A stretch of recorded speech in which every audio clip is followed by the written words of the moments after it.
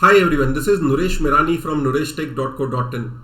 A few days back I had posted a chart on Bank Nifty RSI divergence and how it's a good opportunity to start putting in new cash. This was updated on the app as well as on the broadcast channel and then later on the blog as well. So let us understand what is Bank Nifty RSI divergence or RSI divergence in itself, as well as how does the Bank Nifty or an index behaves after a RSI divergence. So before I take you through the chart, very simply put, what is a positive divergence? So for example, if the Bank Nifty has made a bottom at 100, then it makes another bottom at say 95. When it had made a bottom of 100, say the RSI is at 30. The next time it makes a lower bottom, ideally strength should also go down if we have to simply take it as strength. If the next time around the RSI is higher, so when it has gone to 95, the RSI is at say 35 now. So earlier the RSI was 30 when the low was at 100, and at 95 the RSI is at 35. So that is what we call as a positive divergence. The strength has made a higher bottom compared to a lower bottom on the index, whether it is Bank Nifty or Nifty. Now how do we use this data to look out for some very interesting opportunities? So instead of looking at say just an RSI divergence, let us try to look at RSI divergences over a period of time and how has the market reacted. So that will allow us to strategize for the next time it makes a similar divergence. So let me take you through the chart. So this is the chart I am talking about. So out here, if you notice, this is the day where Nifty becomes oversold.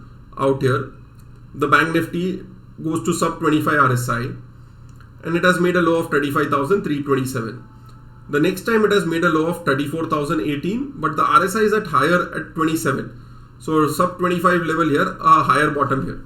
So this is what we call as an RSI divergence. And whenever this happens, you eventually expect a good recovery over a period of time.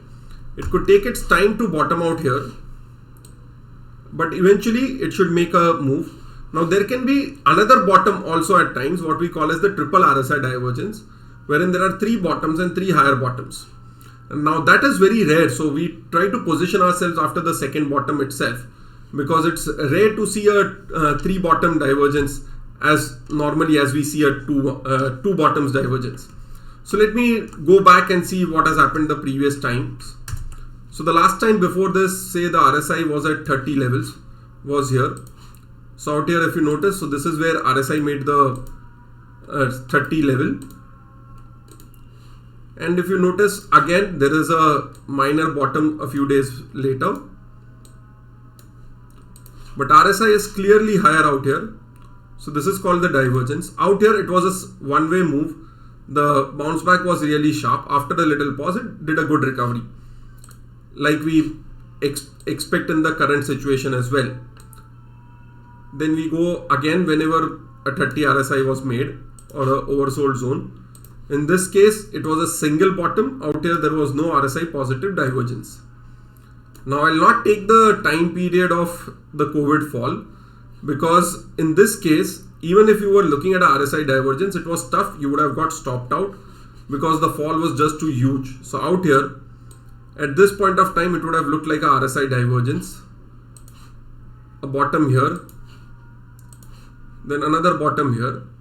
But again, it got broken in the next 2 sessions. The RSI still remained just a bit lower. So out here, you would have got stopped out. So this was a period of time. So there were 2 periods where it did not work well, which was 2020 and 2008. So there will be periods of time where it would not work. So the way out is to keep stop losses at the second low itself, or a stop loss of around 3 to 4% from the second low. So that even the third low is generally 3 to 4%. Now let us go to another instance. Out here RSI makes sub 30 levels, out here somewhere closer to 21 to 25 zones. So this is where we are, makes another bottom, and you can clearly see the RSI is higher. So a classical RSI positive divergence.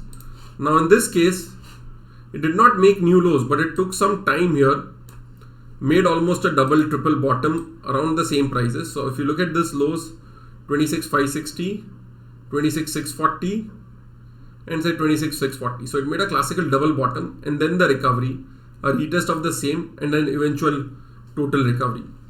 But out here, all we have to do is, when you initiate a buy in this zone, keep a stop loss say maybe 3% lower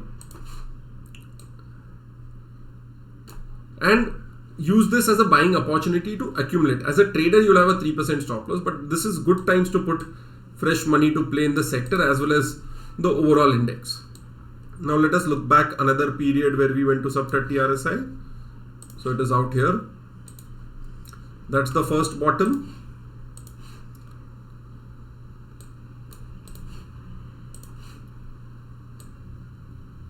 Makes another new bottom and a positive RSI, a higher bottom on the RSI.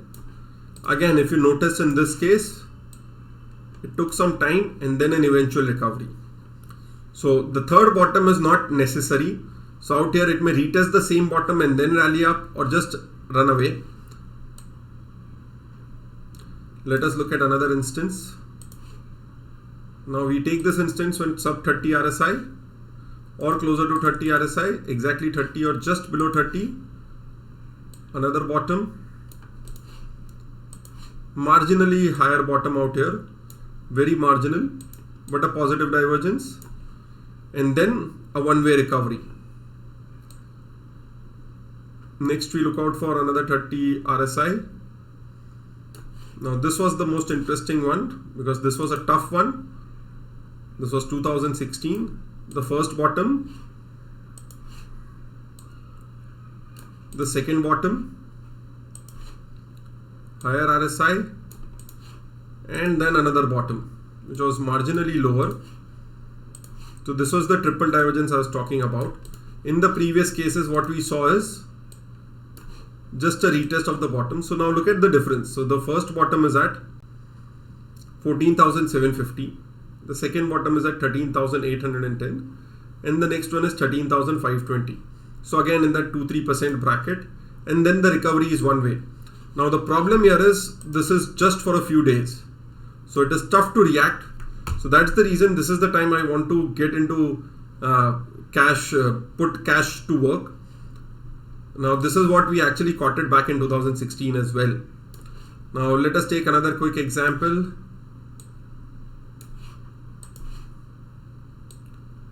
A divergence, then a pullback.